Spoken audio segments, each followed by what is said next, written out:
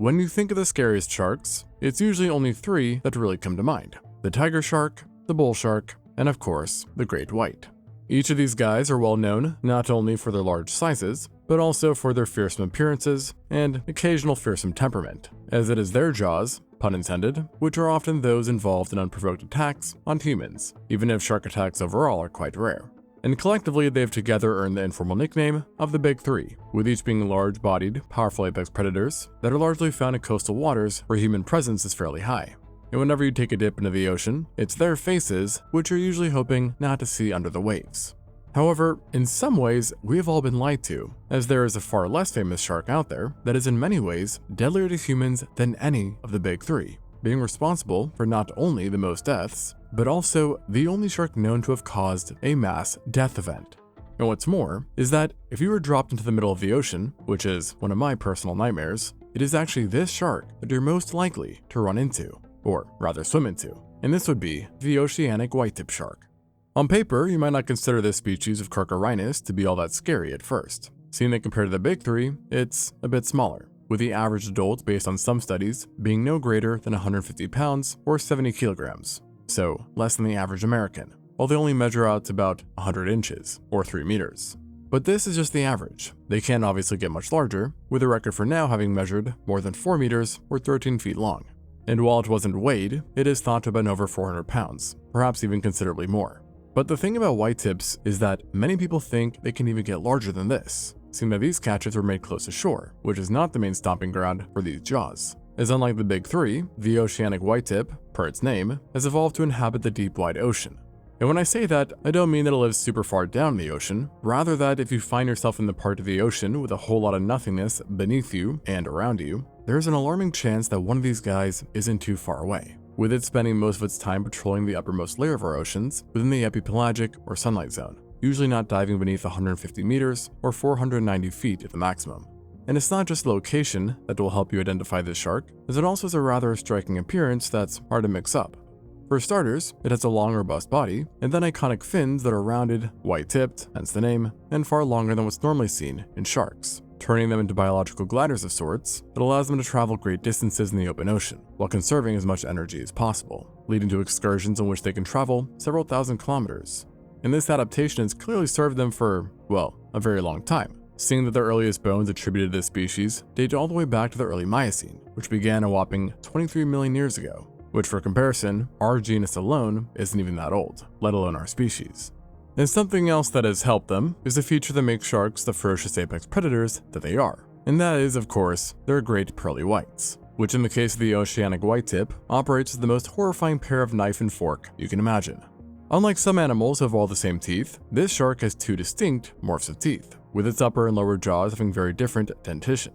Now, the bottom is where the forks are, so you could say, as the teeth here are thin, elongated, and serrated only at the tip, letting them act as essentially a hook that sinks into prey and keeps them from escaping. Then on the flip side, the upper jaw is the knife, the damage dealer so to speak, as the teeth here are far wider and robust, while also being razor sharp and entirely serrated, allowing them to slice massive chunks off of prey with single bites, and causing catastrophic blood loss, limb removal, and in some cases, disembowelment, and in a lot of cases, death.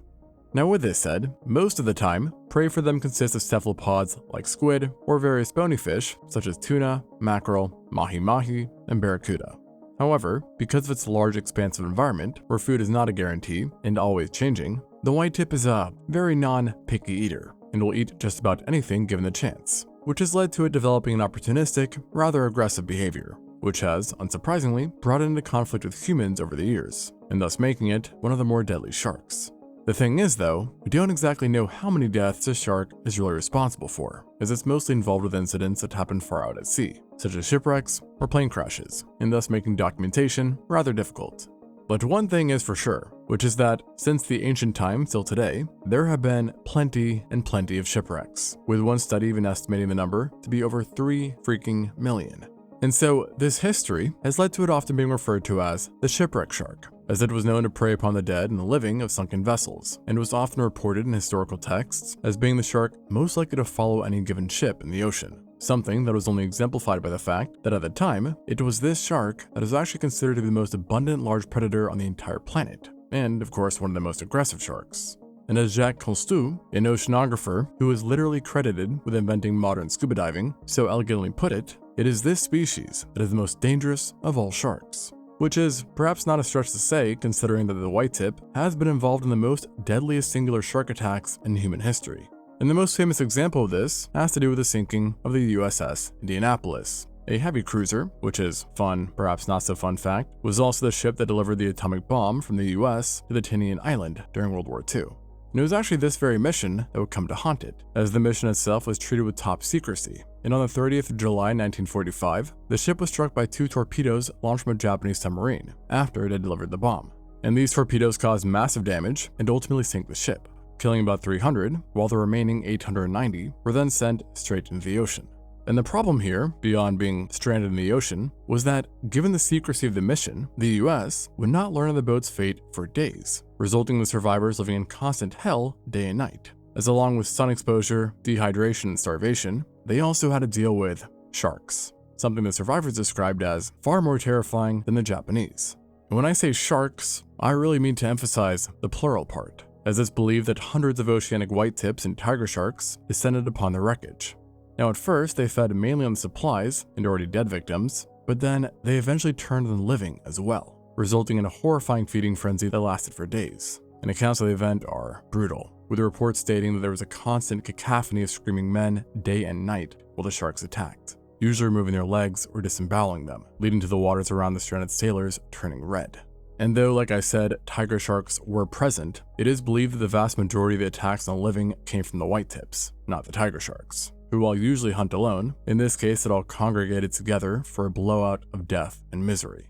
And as the number of survivors dwindled, the intensity of the attacks also thankfully decreased. But still, even then, it was reported that the silence would be periodically broken by screams. Unsurprisingly, and perhaps morbidly interesting, those that lived said the attacks seemed to be worse during the late afternoon and at night, rather than in the morning. By the 4th day, only 316 of the original survivors were still left alive, who were then by pure chance spotted by a US plane that landed in the water to help out against orders, as even from the sky, he observed sharks actively attacking the sailors. And ultimately it was also this pilot that would eventually guide a US destroyer to the survivors, and thus ending their horrible ordeal. With all this said, given the nature of the event, it is impossible to say how many of the 890 men had really been killed by the white tips versus dying from exposure, drowning, etc. But the number usually ranges from dozens to up to 150. And frankly, based off of the reports I read, I would imagine that it's more on the higher end. But whatever the case, even if only dozens have been killed, that's still the equivalent of years of other shark attacks in just a couple days. As across the big 3, it's believed that on average, they only kill around 8 people per year. And again, this was just one single incident of 4 days. And this clearly is a reoccurring pattern, as there is another similar event that happened that far less people know about, which was the sinking of the RMS Nova Scotia. This catastrophe also took place during World War II and involved a ship that was originally a cruise liner, but had been repurposed to transport troops. And in 1942, while traveling within the Indian Ocean, it was struck by a German U-boat, sinking it and plunging its passengers and crew into the waters. Ironically, the majority of those on board were actually allies of the Germans, in this case Italian prisoners of war, while then guards and other crew were present as well, including 2 South Africans who knew what could be waiting in the abyss. And they were sadly right. One account stated that the first incident occurred after a lone swimmer in the wreckage suddenly started wildly yelling and was then pulled under the surface, with only bloody bubbles coming back up. And what followed that was pure carnage, and on a similar scale to the USS Indianapolis, as relatively quickly a large shoal of sharks emerged. And part of the problem was that the ship had sunk off of the Mozambique Channel, which is home to the Mozambique Current, which is a current of warm surface water that attracts a gobsmack amount of sharks, including of course our protagonist, the white tips, which the survivors specifically pinpointed as the primary aggressors in this incident. Over the course of the next day, many were pulled down to Davy Jones' locker. And while the ship would reach the area just 1 day after the boat had gone down, the vast majority of passengers had already perished, with 858 of the 1,052 people on board having died. And during rescue operations, it was reported that rescuers were surrounded by hundreds of corpses, many of them bearing signs of shark bites. And while the deaths directly attributed to sharks are hard to estimate, it does seem quite high. In fact, the captain of the U-boat himself even said that he and his crew were appalled by the sight of survivors trying to cling onto a submarine in order to escape the shark attacks, while survivors on rafts stated that one by one, swimmers would scream, stick their hands in the air, and then disappear, only for a red blob to later emerge. What's more is that one estimate even stated that of the 750 Italian prisoners that were on the ship, up to a quarter, or around 187, were devoured by sharks. And as one person would later recollect, this was the worst shark attack event that the Indian Ocean had ever witnessed. And let me just reemphasize, these are just two famous examples. They do not account for all the other millions of shipwrecks and plane crashes that have happened in history.